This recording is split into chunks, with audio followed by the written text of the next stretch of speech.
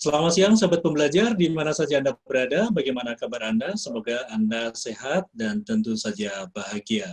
Saya Dewa kembali menjumpai Anda di seminar online siang hari ini yang diselenggarakan oleh Indonesia Belajar. Indonesia Belajar adalah sebuah media untuk belajar yang berisi motivasi, inspirasi, dan tentu saja pengetahuan dari para narasumber terbaik Indonesia. Indonesia Belajar hadir dalam platform mobile aplikasi yang bisa Anda download di Google Play Store ataupun Apple App Store. Dan bagi Anda yang sudah download, terima kasih. Yang belum download, silahkan segera download. Anda juga klik website kami di indonesiabelajar.id, dan Anda yang belum follow Instagram kami juga bisa follow di indonesia_belajar.id. Kalau Instagramnya Mas Danang adalah @danang_priyadi27 ya. Oke. Jadi yang belum follow, silakan follow. Dan Anda juga bisa like Facebook fanpage di Indonesia Belajar, indonesiabelajar.id ya. Jadi melalui channel-channel itu Anda bisa update informasi-informasi seputar seminar-seminar online yang kami selenggarakan. Baik, sahabat pembelajar, seminar online siang hari ini seperti biasa di Kamis siang jam 2, kita menghadirkan Mas Danang Priyadi SPD, MM, CTM, yang sudah hadir di tengah kita. Selamat siang, Mas Danang. Semangat pagi, salam Mas Danang. Danang, selamat Datang siang. untuk menang. Siap. Oke. Mas Danang, bagaimana kabarnya siang hari ini? Luar biasa, hatiku gembira, sehat selalu. Wih, dari semangatnya luar biasa ya Mas Danang ya. Selalu semangat nih Mas Danang ya. Amin. Oke Mas Danang, siang hari ini kita akan bahas mengenai 77 cara bodoh manajer berjualan ya. Ini memang judulnya memang sangat provokatif ya. Kita pengen tahu cara bodoh manajer berjualan itu seperti apa nih siang hari ini ya. Mas Danang nanti akan membahasnya, dan mungkin juga pasti men-sharingkan ya pengalaman-pengalaman Mas Danang selama ini sebagai praktisi di penjualan ya. Baik, Mas Danang, sebelum kita mulai, saya ingatkan dulu untuk sahabat pembelajar yang ingin bertanya atau sharing, nanti bisa Anda tulis pertanyaan Anda atau sharing Anda di Zoom group chat, atau lebih asik lagi Anda bisa buka mic dan buka kamera, kita ngobrol bersama ya. Oke, Mas Danang, kita langsung saja bahas apa saja ini 77 cara bodoh manajer berjualan. Saya mau cerita dari pengalaman saya sendiri, udah puluhan tahun jadi manajer, jadi mungkin dari pengalaman saya ini ada beberapa yang bisa dipetik, atau mungkin kita bisa sharing sama-sama. Jadi waktu saya kuliah S2 tahun 2000, baru semester 1, itu saya ditawarin untuk menjadi manajer area DIY dari SMA Yogyakarta dan Jawa Tengah. Saya bilang saya nggak mau, saya kok dibuang. Akhirnya saya dimarahin sama direktur saya, goblok kamu. Karena apa? Orang itu mau menjadi manajer kan susah, Mas. Sementara saya ditawarin suruh berangkat dari manajer nggak mau, kan nggak ada orang seperti itu kan. Padahal dengan manajer di daerah itu kan buat tunjangan jabatan, dapat fasilitas mobil, dapat perumahan, terus pulang pergi ada jatah nengok istri di Jakarta, dan seterusnya gitu. Tapi saya karena pengen lebih tahu tentang manajerial, saya kuliah di Atmajaya Jakarta itu S2 pasca sarjana jurusan marketing, jadi manajemen jurusan marketing. Lalu akhirnya teman saya yang akhirnya berangkat. Lalu saya baru tahu akhirnya bahwa untuk menjadi manajer di pusat atau mungkin national sales manager itu memang harus punya pengalaman di daerah-daerah. Sehingga nanti kalau di pusat itu sudah ada wawasan gimana perbedaan daerah dan pusat, Anda kan sudah menguasai banyak daerah, nanti akhirnya akan tahu kalau ada mungkin anak buahnya yang macam-macam, karena memang bisa aja macam-macam ya. Dan ini terjadi saat saya lagi semester 3 ditawarin untuk menjadi manajer area Jatim Indotim, Jawa Timur dan Indonesia Timur. Waktu saya menolak juga, Mas. Enggak, saya pengen menyelesaikan kuliah saya dulu. Waktu itu tinggal buat tesis. Saya dimarahin sama direkturnya. Ini bukan pilihan. Mau berangkat atau tidak? Kalau nggak keluar aja kamu. Wah, udah Mas, nggak ada pilihan ya. Berangkat. Tapi ya, alhamdulillah, puji Tuhan, syukur, saya tinggal membuat tesis, Mas. Jadi kalau setiap Jumat malam itu saya pulang naik kereta malam sampai di Jakarta pagi, lalu saya bisa bimbingan tesis. Nanti Minggu malam bisa pulang ke Surabaya. Tapi karena itu bolak-balik lama, makanya saya mending cuti sebulan supaya selesai S2 saya, lalu saya tinggal konsentrasi jualan. Lalu ya sudah, akhirnya tanggal 10 Mei tahun 2002 saya diwisuda dan saya lalu siap menjadi manajer di Surabaya. Nah, ini mulai masuknya ini seperti tadi yang saya katakan. Kalau kita di pusat, sudah pengalaman daerah, maka daerah macam-macam tahu. Nah, saya itu dalam posisi menggantikan orang yang sudah puluhan tahun di situ.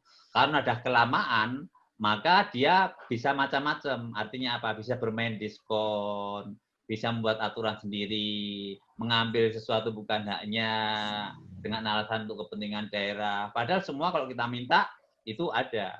Nah, itu nggak gampang, Mas, menggantikan orang yang sudah puluhan tahun, lalu saya harus masuk, lalu minta supaya dia mengundurkan diri, dan supaya dia tanda tangan pengunduran diri. Wow, marah-marah, Mas. Saya bunuh nanti direkturnya, manajernya semua, dan seterusnya gitu loh. Kalau saya nggak ingat Tuhan, nah saya pegang, Mas.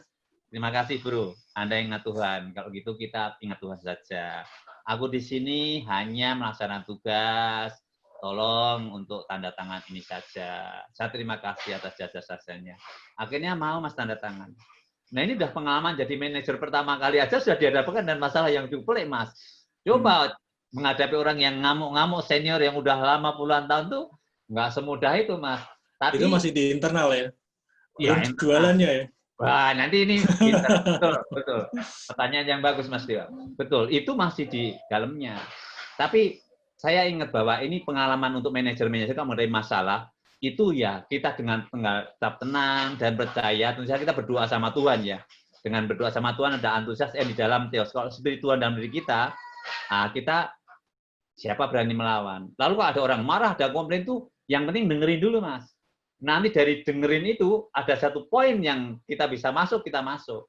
Ya akhirnya terselesaikan dengan baik, Mas. Nah itu luar biasa gitu, karena nggak ada yang berani maju gitu kan. Ya udah, saya akhirnya maju. Nah persis Mas Dewa tadi sampaikan ya.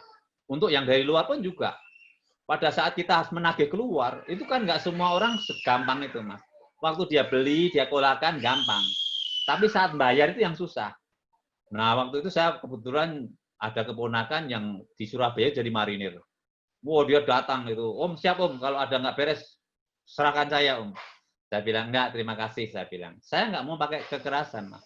Yang saya lakukan dulu saya malah main ke rumahnya, ngobrol sama anaknya, kekeluargaan. Dan itu malah bisa diselesaikan, Mas.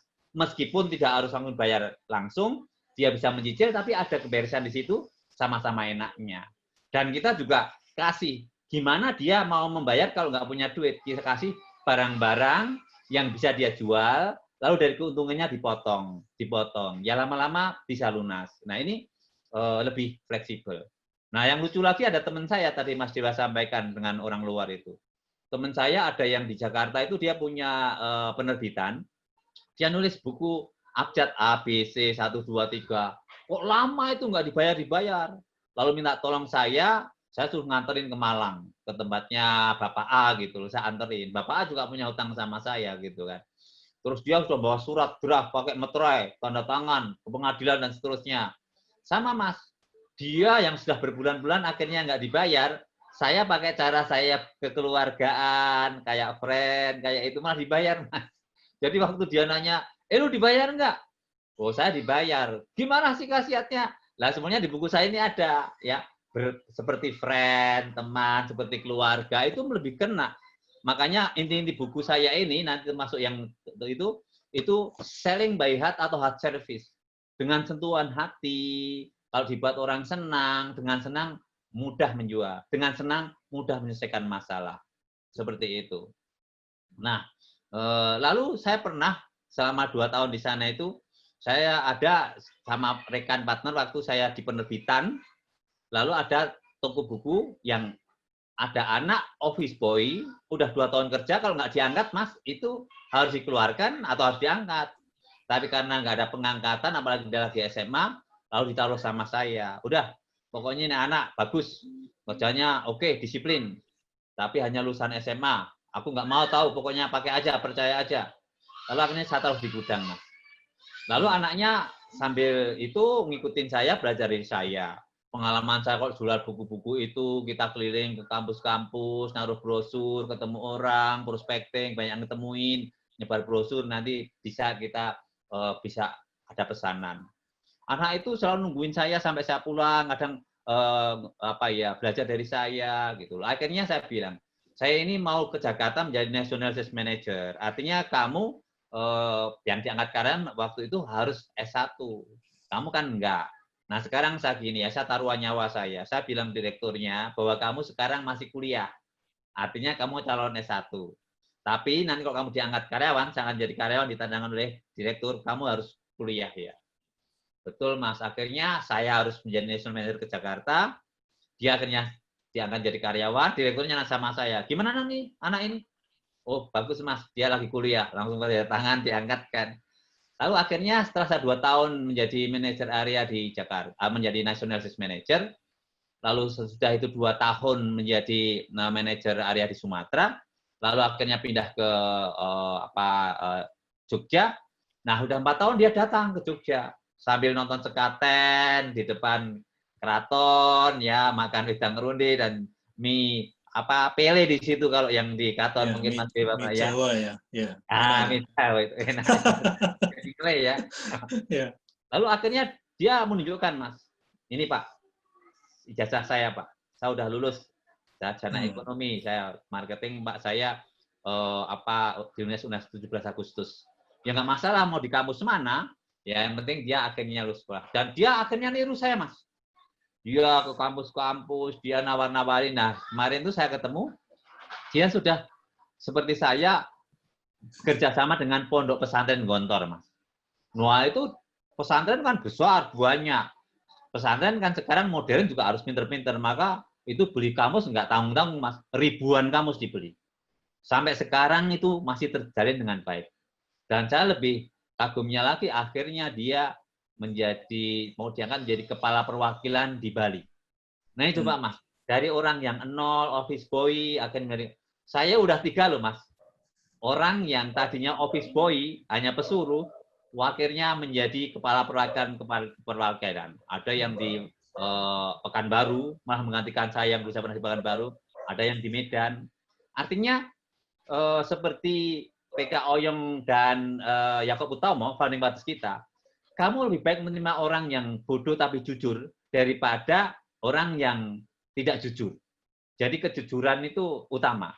Kalau orang kurang pinter bisa disekolahin. Orang kurang tampil bisa dilatih. Tapi kalau orang nggak punya kejujuran, wah nggak bisa itu. Makanya, nah ini terjadi, pernah saya waktu mau mengangkat karyawan di Surabaya juga. Nah, waktu itu dia harus lulus tes kesehatan sama tes psikologi, Mas. Lalu akhirnya tak percaya dia, udah kamu ke rumah sakit sana, ini suratnya, kamu nanti tes, setelah selesai, hasilnya dibawa serahkan ke saya. Karena ini soal nasib, Mas. Kalau lulus dia jangan jadi karyawan, kalau enggak. Lalu akhirnya amplop yang diserahkan saya, Mas, saya lihat kok sudah belepotan. Berarti kayaknya sudah dirobek, pengen tahu hasilnya apa, lulus atau enggak gitu loh. Wah, badannya gede, Mas. Wah, kayak raksasa besar sekali itu. Saya udah mungkin 2-3 kali besarnya dari saya. Saya cuma nanya, Gus, siapa yang namanya Agus? Kamu jujur aja. Kamu tadi membuka enggak ini hasil tes kesehatan itu? Kalau kamu jujur, saya masih bisa nolong. Tapi kalau kamu nggak jujur, saya udah nggak bisa ngapain-ngapain, saya bilang gitu. Apa yang terjadi, Mas? Dia tidak menjawab, tapi nangis, Mas. Warna badan gede kan, nangisnya kenceng, Mas. Sekarang saya, wow. Lalu saya kasih tisu, Mas. Tisu besar 1 gulung itu hampir habis itu 1 pak itu kan. Tapi nggak ada jawaban. Sampai hampir 1 jam tuh nangis terus, Mas. Gitu. Ya sudah. Sebagai manajer kita harus punya intuisi, kita harus bisa membaca body language, gesture, gerak tubuh gitu loh. Artinya dia nggak ngomong, tapi saya bilang, oke, tangisanmu ini sudah sebagai jawaban bahwa kamu penyesalan, kamu membuka ini kan. Dia nangis malahan gitu kan. Ya sudah, kamu pergi sana. Saya aja nggak berani buka, ini akan saya serahkan langsung ke Jakarta. Ya puji Tuhan, syukur Mas akhirnya memang itu lulus gitu loh. Tapi anak itu sampai sekarang Mas, itu kan tahun 2000-an ya. Jadi udah berapa puluh tahun, hampir berapa itu Mas? 10 tahun ya? 10 tahun. Atau 20 tahun, sekarang kan udah 2020. Ya, itu. 2020. Masih hormat, Mas. Saya ke Surabaya nggak ngasih tahu dia aja, dia tahu. Pasti langsung datang ke hotel saya, ngajak makan TPP-nya dan seterusnya. Nah ini artinya apa? Kalau kita itu memberi pada anak buah, kita mengetahui nggak usah marah-marah, bentak-bentak. Akhirnya meskipun bukan anak buahnya lagi, dia tetap hormat, dia itu kan apa? Dia segan sama kita. Cara kita itu cara yang baik. Istilah latinnya itu fortiter in res suaviter in modo. Keras dalam prinsip tapi lembut dalam cara. Dengan seperti Oke. Nah, lalu Jadi, gimana Mas Dewa? iya, jadi kalau mendengarkan pemaparan Mas Tenang tadi bahwa kita sebagai manajer itu mendevelop tim, kemudian membangun karir path mereka, gitu ya, dan memberikan hal-hal bagaimana kalau misalnya kita di divisi penjualan, mendevelop mereka, mengcoaching mereka untuk bisa berjualan, gitu Mas. Ada banyak pengalaman pasti Mas Danang untuk bagaimana berjualan nih para manajer nih.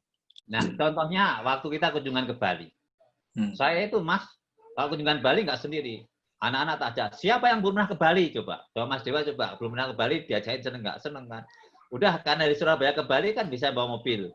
Lalu akhirnya, di Jakarta kan, loh ini mau piknik atau mau kerja?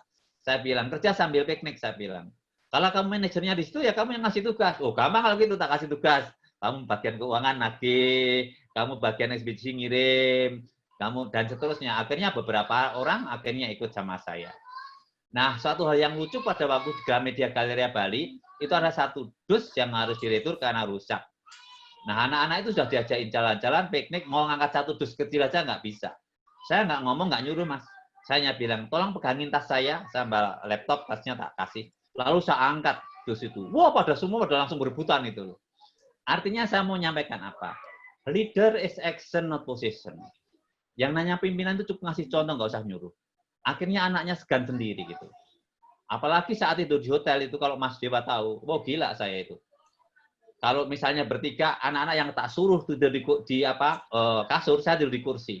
Nah yang lucu di Bali itu saya karena ada cowoknya 3, cowok-cowoknya tahu di atas, saya tidur di bawah Mas, di bawah AC. Saya pakai koran yang beli di jalan. AC-nya bocor kehujanan. Basah kuyup itu. Nah, anak-anaknya nggak tega semua. Bapak yang di atas saya, udah, saya di kursi aja. Saya akhirnya duduk di kursi. Nah, saya ngasih yang kayak gini-gini sehingga anak-anaknya itu menjadi menjadi setia, menjadi berbalas budinya itu kalau yang ngejar omset, ekspedisi atau menagih atau apa itu nggak usah disuruh jalan. Sehingga omset itu sebagai tim leader itu atau teamwork itu jalan dengan baik, nggak usah harus dikejar-kejar. Termasuk untuk menjaga teamwork itu jadi, ya kita ajain misalnya kalau di Surabaya kan kita menginap di Gunung Bromo, ya itu sambil di sana sambil sharing. Nah ini kita bisa menjadi semakin kompak karena saling kenal satu sama yang lain. Atau kalau enggak ada arisan, menengok yang sakit, lalu arisan keluarga. Nah seperti ini istilahnya teamwork-nya itu dibangun. Lalu kalau yang jauh, saya pernah punya pengalaman yang lucu. Waktu itu saya punya anak buah di Malang kan dari Surabaya. Namanya Rika, anaknya cantik. Jadi pada waktu saya mau kunjungan ke Malang, saya hampirin ke rumahnya karena di Lawang itu sebelum Malang. Kalau mungkin Mas Dewa pernah jalan ke sana. Sehingga saya hampirin. Ya saya bilang sama orang tuanya, ini mau kunjungan ke sana, keliling, nanti pulang bareng. Kebetulan sudah keliling seharian, si Rikanya nggak mau pulang. Dia mau nginep di tempat temannya, karena dia dulu lulusan Universitas Muhammadiyah Malang. Nah, temennya ini kebetulan wartawan, lagi ada rapat, kurang lebih 10-20 menit lagi baru selesai. Nah, saya kan nggak tega ninggalin begitu saja. Udah malam-malam sekitar jam 6, jam 7 itu. Ya udah, kita tunggu aja. Saya mungkin kalau Mas Dewa pernah ke Malang itu ada yang namanya Jalan Ijen itu kan banyak pohon palma yang tinggi yang bagus. Ya udah, kita lihat di dekat lampu itu, karena mau 17 Agustusan kan lampunya kelap-kelip banyak itu kan di situ, Mas. Dia bersandar ke sebelah kiri, saya bersandar ke sebelah kanan sambil ngobrol, sambil nunggu temennya. Apa yang terjadi, Mas? Ada 3 polisi pakai motor trail langsung menghampiri.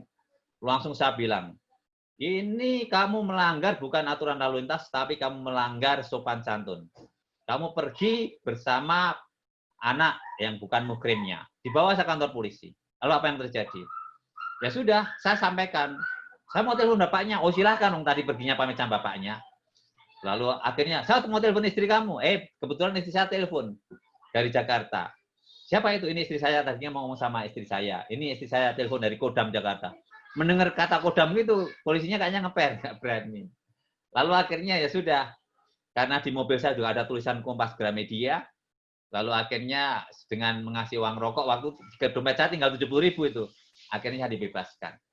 Yang di sini mau saya sampaikan bahwa, kalau ada masalah, itu manajer itu harus bertanggung jawab sampai selesai, sampai anak buahnya itu aman dan nyaman.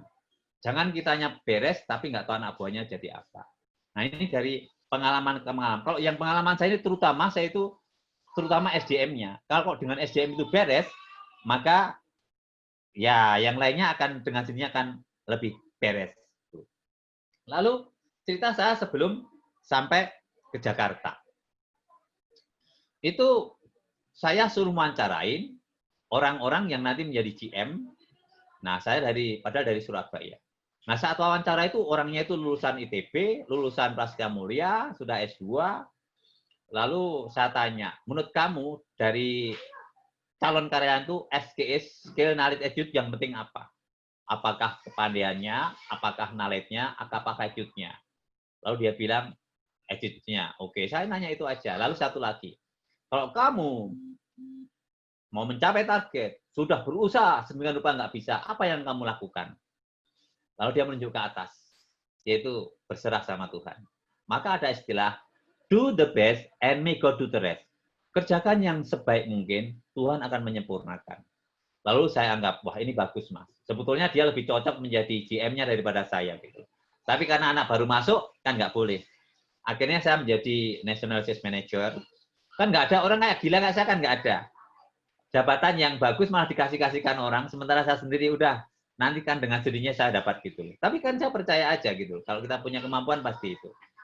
Lalu akhirnya memang saya menjadi National Sales Manager.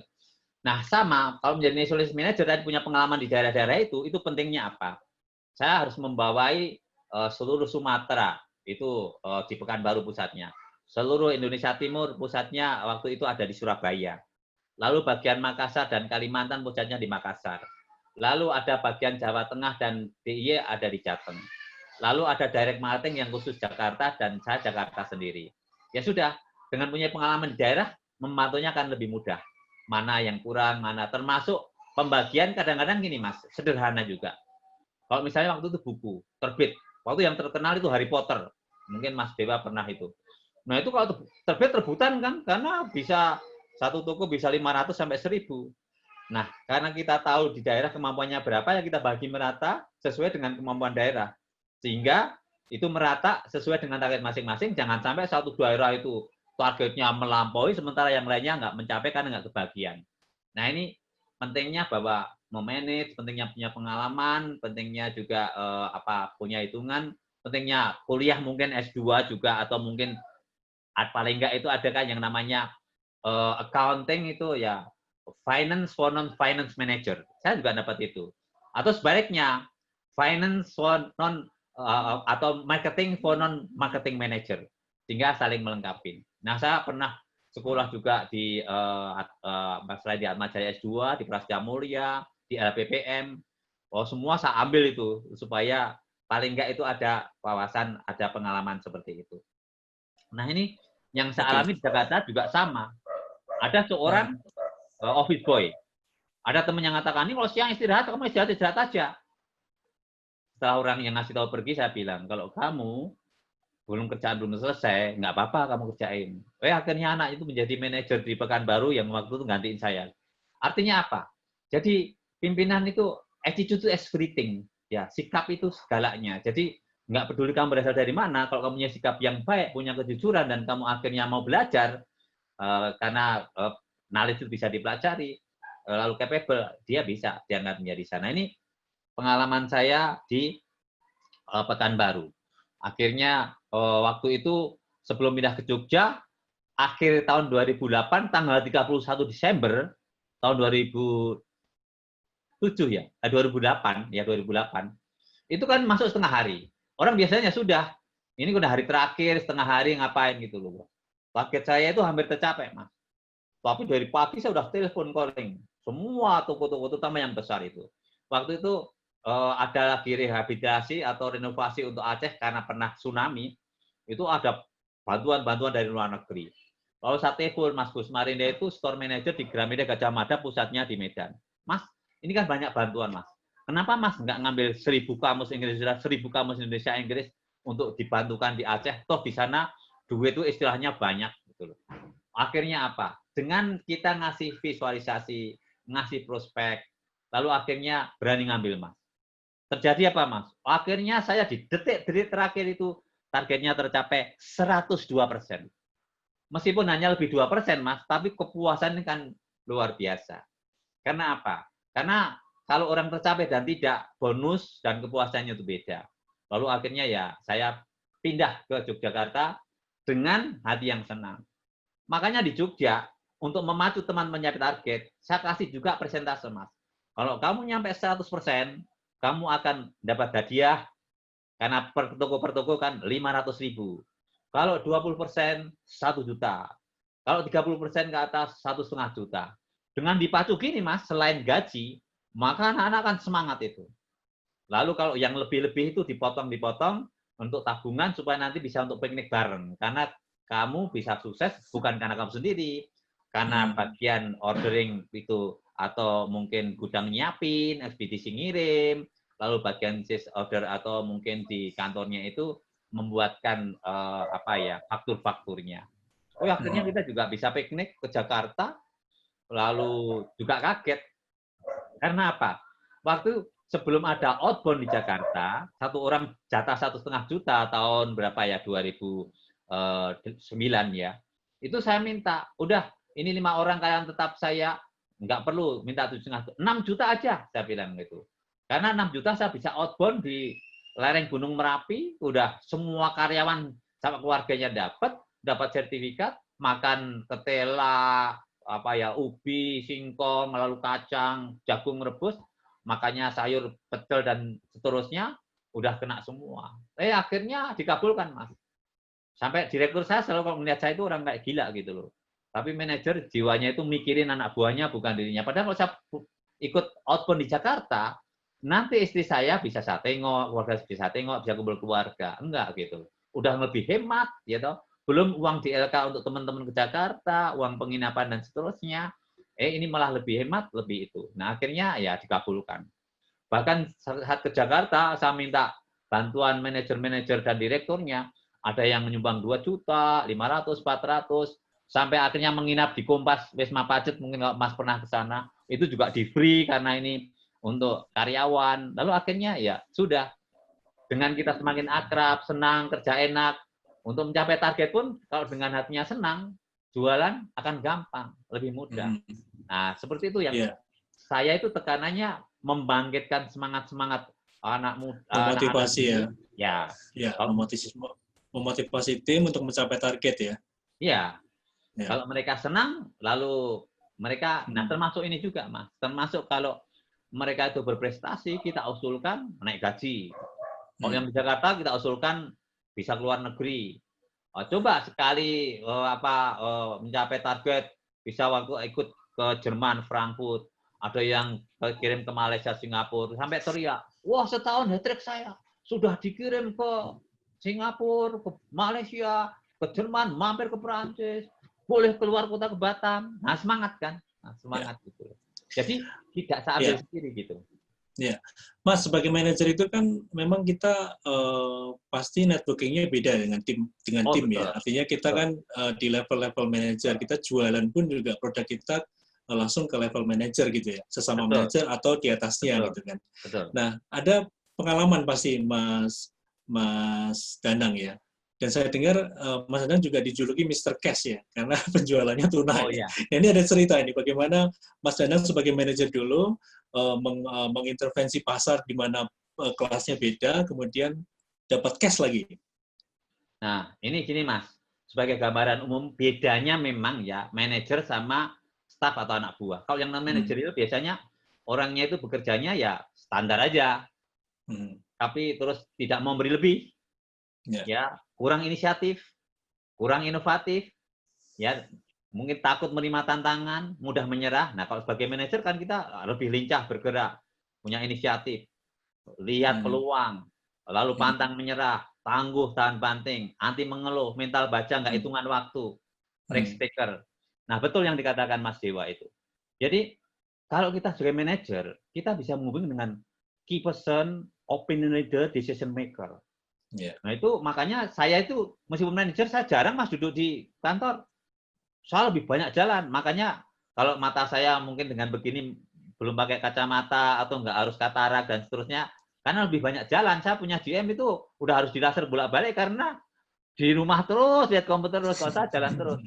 Nah, dengan kita tingkatannya seperti itu, ketemu pimpinan-pimpinan lebih gampang. Misalnya, saya ke ketua jurusan UI, ketua jurusan sastra Perancis. Nah, kalau di toko, Mas, jual satu kamus Perancis itu, atau mungkin 5 sebulan belum tentu bisa, Mas. Tetapi dengan ketemu di sana, bisa nego, nanti kalau beli ribuan bisa mungkin dapat diskon 30%, lalu bisa untuk mahasiswanya, karyawannya, dan dosen-dosennya. Wah, itu sekali beli 1.200 kamus, Mas. Itu waktu itu langsung bisa dibelikan mobil kijang. Makanya saya baru masuk 2 tahun udah langsung dikasih mobil kijang itu. Makanya pada heran, siapa sih itu? Nah, karena apa? Karena saya beli untuk membuat kijang-kijang yang lain atau yang lain, dan itu bisa. Akhirnya bisa jual puluhan ribu front badger itu di asuransi. Jadi cara gampang saya, cara berusaha jualan, waktu masuk wawancara juga caranya ngomong gampang, Mas. Gimana kamu cara jual buku? Oh, gampang, saya bilang gitu.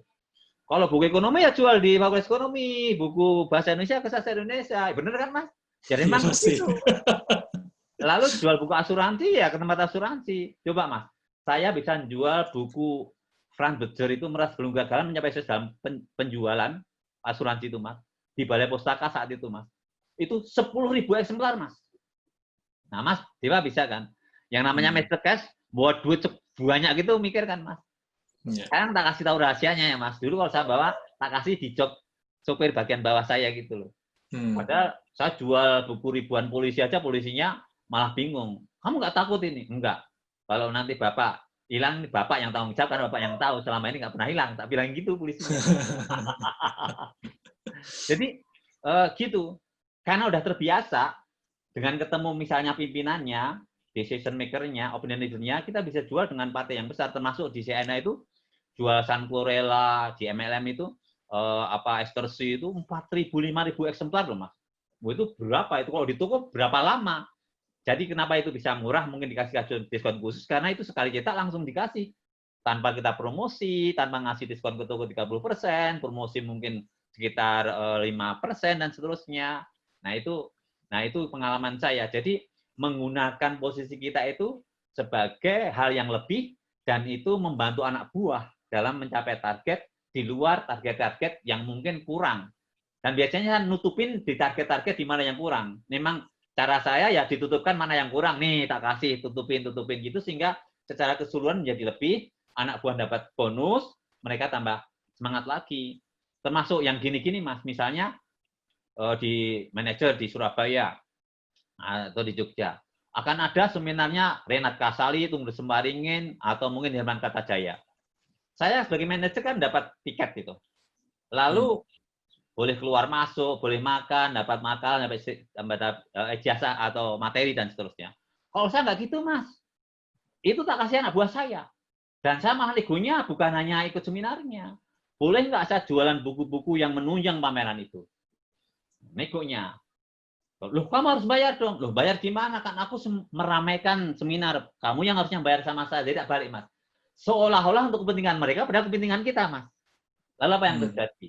Saya kadang bawa 3-5 anak buah saya. Ada yang pameran, ada yang jaga, ada yang tak kasih masuk seminar. Saya sebagai manajer pimpinan, saya bisa keluar masuk tanpa harus pakai identitas. Mau makan juga nggak perlu pakai identitas, karena udah pada dikenal gitu istilahnya. Itulah keuntungannya, memberdayakan tadi Mas Dewa sampaikan. Anak-anak udah dapat ilmu, dapat jualan, dapat makan. Nah, itu saya berlakukan di mana-mana, termasuk di Medan. Sehingga anak-anak itu senang gitu loh. Nah, kalau anak-anak ini senang, maka mereka antusias. Nah, itu contohnya di Medan punya anak buah namanya Ramadina. Oh, dia belajar dari saya. Adiknya 3 cewek-cewek, dia cewek. Waktu itu bapaknya sudah nggak ada, tinggal ibu. Lalu dia udah D3. Saya bilang, Dina, kamu udah D3. Kalau kamu lanjutkan di S1, 2 tahun lagi atau 1,5, 2 tahun selesai. Kamu lebih baik jangan nyekolahin adikmu yang SMK, yang SMA atau yang SD atau SMP. Biar aja itu yang adikmu yang SMK ini kerja dulu. Bantu adikmu yang SMP sama yang SD. Kamu selesaikan kuliah kamu. Nanti kalau udah selesai jadi manajer, kamu baru nyekolahin adik-adiknya. Tahu nggak, Mas? Nurut dia, Mas. Akhirnya apa? Setelah sampai di Jakarta, dia menjadi manajer PSDM Nusanet Medan. Keuntungannya apa? Dulu kayaknya dia ganggu waktu saya. Dia tak beri kebebasan antara kuliah dan itu. Tapi sekarang yang terjadi apa? Ya, dia percaya. Setelah jadi day trainer, saya di Jakarta, dia minta saya ngasih training untuk anak buahnya yang 108-an. Saya minta 10 juta dibayar. Udah pesawat, dibayarin, tiketnya pulang balik sama istri lagi. Hotel Cambridge bintang 5, padahal hanya hari Jumat, tapi dari Kamis saya sudah oleh-oleh dan seterusnya. Sampai sekarang hubungan baik masih. Padahal itu dulu itu mantan anak buah saya tahun 2006, Mas. Udah berapa lama. Tapi kerjasama dan saya minta ngasih training. Akhirnya saya juga dapat job dari dia. Yang dulu dia dapat job dari saya. Kenapa saya terima? Sederhana. Waktu saya mencari asisten untuk di Medan, pusat saya di Pekanbaru, beberapa orang yang tes itu berdiri. Nah, saya lihat Dina ini pakai hijab, lalu senyum manis, lalu saya udah tertarik sama senyumnya, Mas. Sehingga dari sekian karyawan ini yang mau tes, saya udah formalitas saja, karena saya udah naksir kayak anak-anak ini. Karena dari buku Cina itu, Mas, orang mau jualan itu modalnya nomor 1 senyum. Siapa orang yang suka senyum? Maka ada istilah, love and the world with love with you, weep and you will weep alone. Ketawalah maka dunia akan ketawa sama kamu, menangis kamu nangis sendiri. Nah, ini modal. Makanya dia juga sering mencapai target. Lalu dari kelebihannya itu dia selain bantu adiknya, keluarganya, dia bisa untuk kuliah, Mas.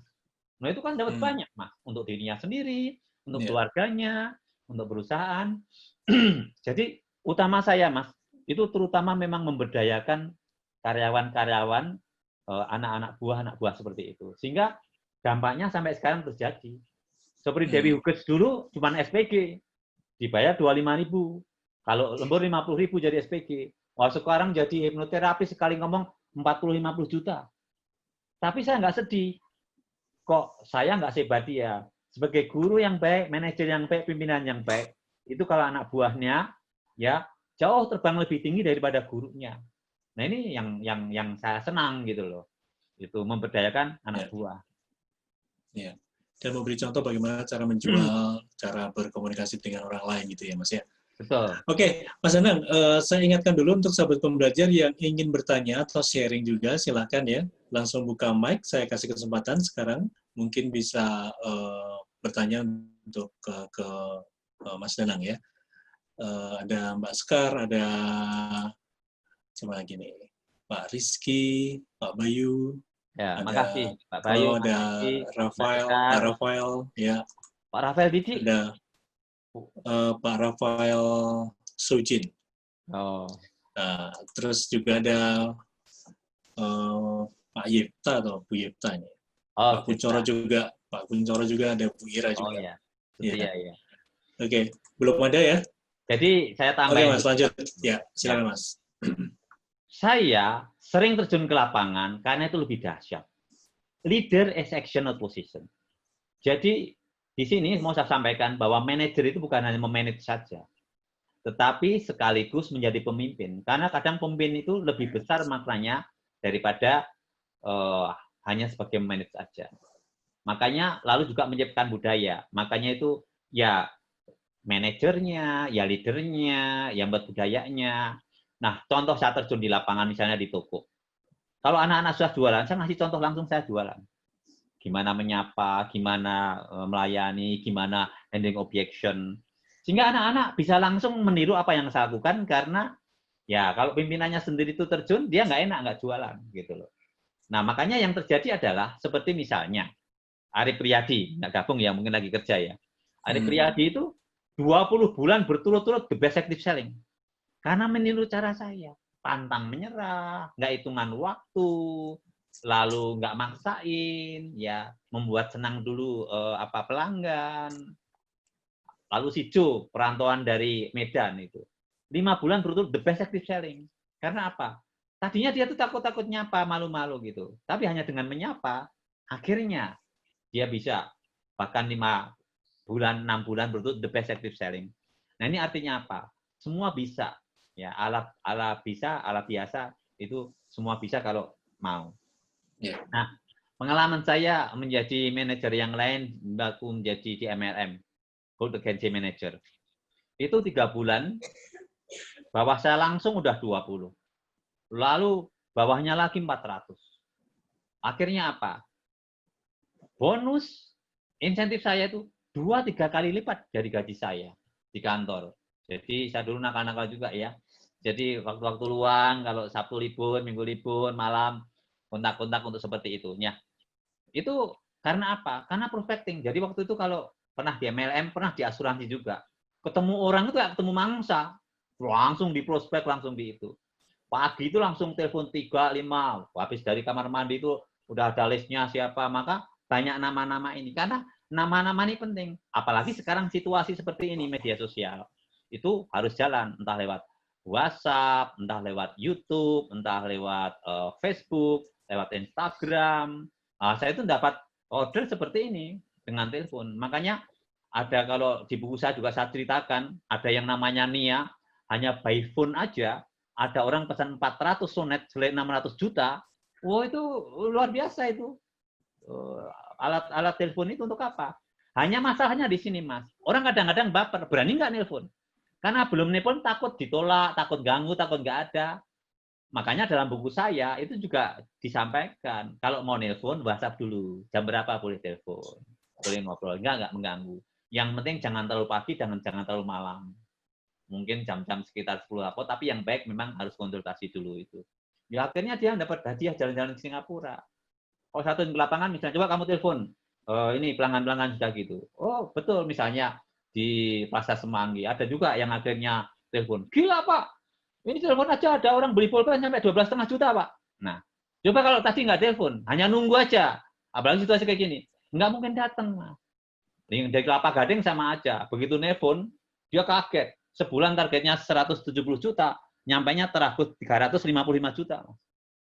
Hanya pakai telepon. Jadi sekarang ini yang di lewat link itu sangat dahsyat di saat pandemi seperti ini ya.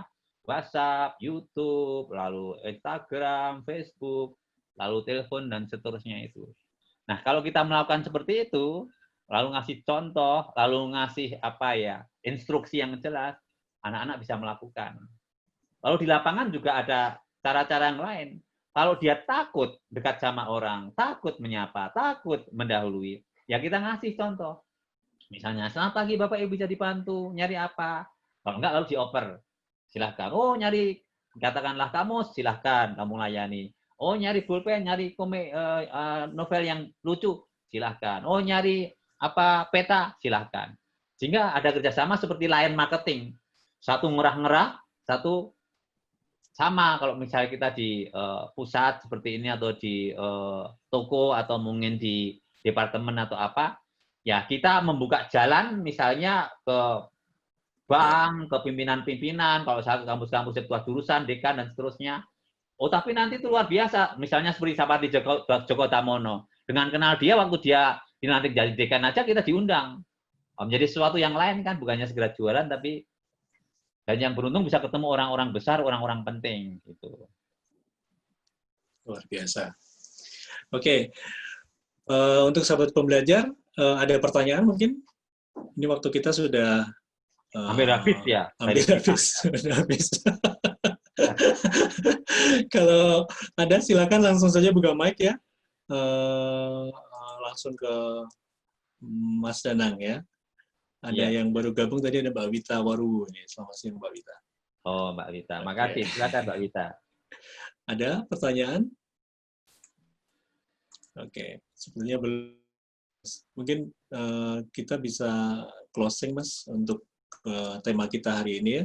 77 cara bodoh manajer berjualan. Mungkin Mas Danang bisa kasih kita closing statement gitu ya. Mbak Sekar ini udah jebol loh. Oh, baik, terima Dengan kasih ya, jempol. Mbak Sekar.